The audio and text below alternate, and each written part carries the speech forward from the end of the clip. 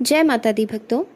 प्रिय श्रोताओं, नवरात्रि के दूसरे दिन पूजा की जाने वाली माँ ब्रह्मचारिणी सिर्फ तपस्या की ही देवी नहीं बल्कि हर मनोकामना पूरी करने वाली शक्ति भी मानी जाती हैं। माँ ब्रह्मचारिणी त्याग, संयम और अटूट विश्वास की प्रतीक हैं। इनकी पूजा से जीवन में धैर्य, शांति और आत्मबल बढ़ता है। कहते हैं जो सच्चे मन से माँ का ध्यान करता है उसके सभी कष्ट धीरे धीरे दूर होने लगते हैं। माँ अपने भक्तों को सही मार्ग दिखाती है और हर कठिनाई में उनका साथ देती है। इनके हाथ में जपमाला और कमंडल होता है और साधना और तपस्या का संकेत देती हैं। और यही कारण है कि माँ ब्रह्मचारिणी को ज्ञान और शक्ति का भी स्वरूप माना जाता है। तो आइए आज बात करते हैं माँ ब्रह्मचारिणी की पावन कथा की। पौराणिक मान्यताओं के अनुसार माँ ब्रह्मचारिणी माता पार्वती का ही एक रूप है। माँ दुर्गा की नवशक्तियों का दूसरा स्वरूप ब्रह्मचारिणी का ही है। यह ब्रह्म शब्द का अर्थ तपस्या है। ब्रह्मचारिणी अर्थात तप की चारिणी, तप का आचरण करने वाली माँ ब्रह्मचारिणी देवी का स्वरूप पूर्ण ज्योतिर्मय एवं अत्यंत भव्य है।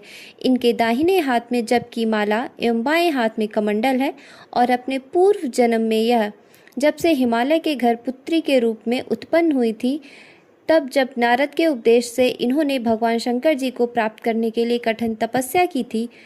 इसी दुष्कर तपस्या के कारण इन्हें तपचारिणी माता अर्थात ब्रह्मचारिणी के नाम से भी अभिहित किया जाता है। इन्होंने 1000 वर्ष तक केवल फल खाकर व्यतीत किए और 100 वर्षों तक केवल शाक का निर्भर रही। उपवास के समय खुले आकाश के नीचे वर्षा और धूप के विकट कष्ट सहे। इसके बाद में केवल जमीन पर टूटकर गिरे बेलपत्रों को खाकर 3000 वर्ष तक भगवान शिव जी की आराधना करती रही। कई हजार वर्षों तक वह निर्जल और निराहार रहकर व्रत करती रही।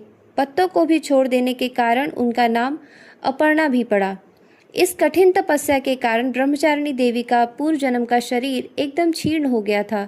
उनकी यह दशा देखकर उनकी माता नैना देवी अत्यंत दुखी हो गई। उन्होंने उस कठिन तपस्या विरत करने के लिए उन्हें आवाज़ दी, उमा। अरे नहीं, तब से देवी ब्रह्मचारिणी का पूर्व जन्म का एक उपनाम उमा भी पड़ा। उनकी इस तपस्या से तीनों लोकों में हाहाकार मच गया था। ऋषि, सिद्धगण, मुनि सभी ब्रह्मचारिणी देवी की इस तपस्या से अभिभूत पुण्यकृत बताते हुए उनकी सराहना करने लगे। अंत में पितामह ब्रह्मा जी ने आकाशवाणी के द्वारा उन्हें संबोधित करते हुए प्रसन्न स्वरों में कहा, हे देवी, आज तक किसी ने इस प्रकार की ऐसी कठोर तपस्या नहीं की थी। तुम्हारी मनोकामना सर्वभूत भावेन पूर्ण होगी। भगवान चंद्रमौली शिव जी तुम्हें पति रूप में प्राप्त होंगे। अब तुम तपस्या से विरक्त होकर घर लौट जाओ। माँ दुर्गा का यह दूसरा स्वरूप भक्तों को अनंत फल देने वाला है। उनकी उपासना से मनुष्य में तप, त्याग, वैराग्य, सदाचार व संयम की बुद्धि आती है। सर्वत्र सिद्धि और विजय की प्राप्ति होती है। दुर्गा पूजा के दूसरे दिन इन्हीं के स्वरूप की उपासना की जाती है। इस दिन साधक का मन स्वाधिष्ठान चक्र में होता है।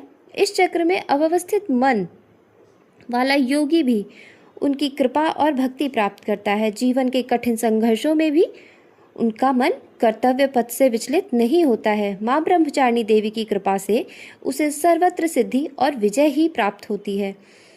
माता ब्रह्मचारिणी के कुछ ऐसे विशेष मंत्र हैं जिनका जप आप पूजा में 108 बार यदि करते हैं तो आपके जीवन की हर बाधा दूर होती है। वह मंत्र है, या देवी सर्वभूतेषु माँ ब्रह्मचारिणी रूपेण संस्थिता, नमस्तस्यै नमस्तस्यै नमस्तस्यै नमो नमः। दधाना कर पदाभ्याम अच्छमाला कमंडलू, देवी प्रसीदतु मयि ब्रह्मचारिणी नुत्तमा। यह थी आज की जानकारी। उम्मीद है आपको वीडियो पसंद आई होगी। हमारे वीडियो को लाइक अवश्य करें। आप सभी भक्तों से मेरी प्रार्थना है कि इस कथा का श्रवण आज के दिन अवश्य करें। आपको निश्चय ही सुफल की प्राप्ति होगी। धन्यवाद।